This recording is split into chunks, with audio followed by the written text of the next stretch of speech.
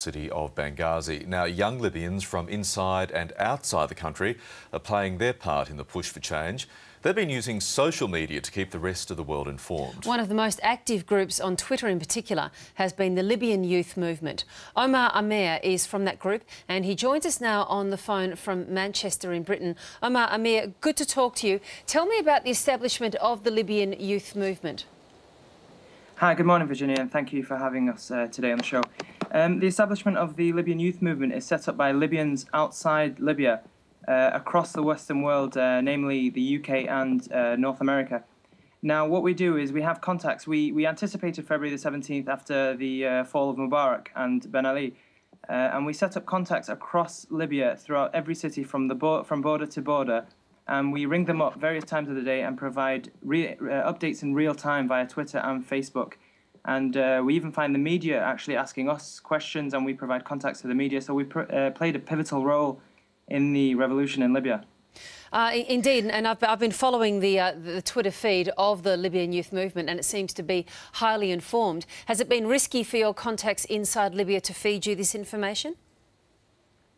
Initially, it was quite risky, but we've not been doing it using landlines. We've had other means. We've had what we call a plan B, because people were calling various media outlets such as Al Jazeera and then finding themselves arrested after that. So we've been using other secured means, which I do not wish to disclose on TV at this moment because Tripoli is still not secure.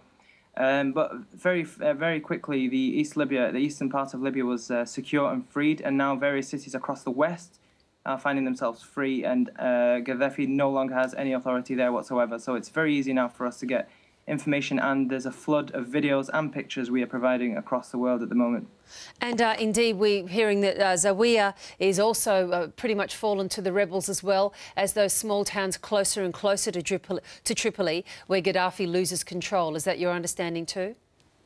That's exactly our understanding. As far as things stand at the moment, Zawiya is 100% free. However, he has stationed his troops across the 3 entries and exit points of Zawiya. Now, Zawiya and Misrata are of vital importance because these are the 2 biggest cities nearest to Tripoli, and the revolution is finding itself getting closer and closer and closer to his palace in the centre of Tripoli. So we have reports now that Misrata is seeing a few clashes on the outskirts, but more and more towns see themselves falling in the hands of the protesters as the revolution goes along.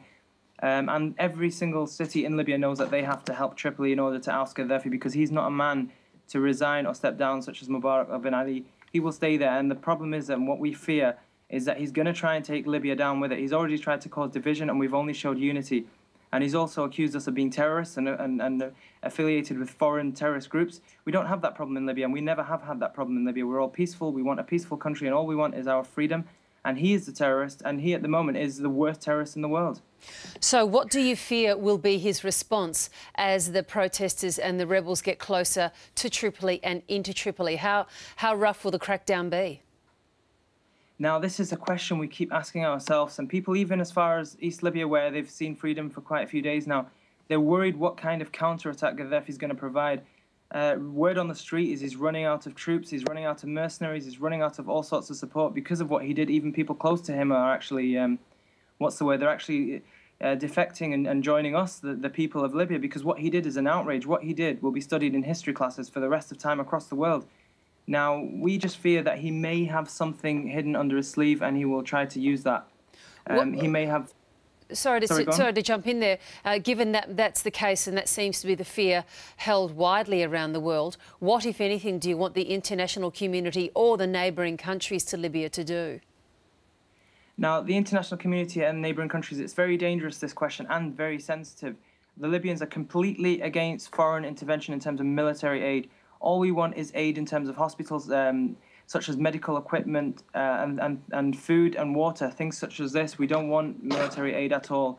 The eastern Libyan border is now open, and many journalists have found themselves coming in, and we're actually very happy about that. We've helped the media get into Libya, and we're now trying to work on the western part of Libya, because with the media in Libya, there's only certain things Gaddafi can do, because the world has already spoken out against him. We saw it in the UN yesterday. And all those sanctions they imposed, we were actually asking for those sanctions imposed against Gaddafi. And one of the best ones is the fact that he has to be referred to the Hague, the courts. So we're actually seeing positive steps. It took the world a long time to react, a very long time, and it's actually a shame that in the 21st century it's requiring people such as us, we're students or we're newly graduated, and it's taken us to tell the world what's actually going on in Libya. And that's quite a disappointment, but we're actually happy with the stage we're at now. Do you believe that if the world had have acted earlier and if sanctions had have been imposed, there would have been fewer deaths than, say, the presumed 2,000 in Libya? Well, yeah, I totally agree with that because, well, I totally think that anyway, because what happened at the beginning is we were telling the world, while Benghazi was under siege, where my home city, we were telling the world, listen, 600 people have died today in Benghazi, this is happening, that's happening, Darna, that's happening, Bayla. The world just ignored us, and they were still bringing pop stars and whatnot as headlines, and we were trying to tell the world, listen, this is happening. Nobody believed us. Finally, videos started to come out because you have to remember he closed his phone lines and the net communications. So finally, when videos started to come out, people actually started to stand up and notice. And now if you look at the situation, it's actually calming down to a certain degree. Most of the country is becoming free because there's only so much Gaddafi can do because he realizes everything he's doing is being leaked out of the country. So the media has now got Libya on its headlines, and Gaddafi is still playing the card that we're the terrorists, that we're the ones, and Tripoli is calm, and all these areas in Libya are calm, and the liberated cities are screaming, and they want the regime to come back to those liberated cities because there's looting. We're getting the opposite. My family live right there in Benghazi right now, and they tell me that we're very happy. We've never seen this for 42 years. So we're grateful of the world now, but had they come sooner, maybe, you never know, the death toll wouldn't have been so high. Omar Amer, just finally, if the Libyan democracy movement is successful, and if you do manage to topple the regime in Tripoli and get rid of Muammar Gaddafi, what steps into that power vacuum? Now, I was worried about this prior to February 17th, very worried about this, because Gaddafi owned everything. Him and his family owned everything in Libya.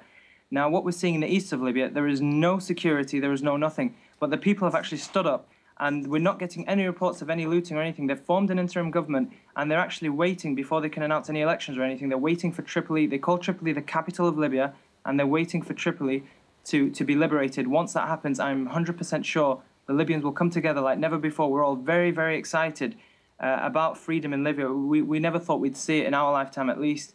And this has come as a complete shock and a surprise, and we're all very excited. And I have 100% faith in the Libyan people that we will stand united and we'll form a government very quickly. And then soon we can have elections, and we will see a very, very new North Africa, which everybody, especially from Australia, who have history given the World War in Libya, we'd like to see them back in Libya, touring the country, and they'll be welcomed with open arms, as well as the rest of the world. OK. Omar Amer, good to talk to you, and we'll talk again. Thanks so much. Thank you very much. Bye. And in what could be a possible pointer as to where things are going in Tripoli, the Guardian newspaper in Britain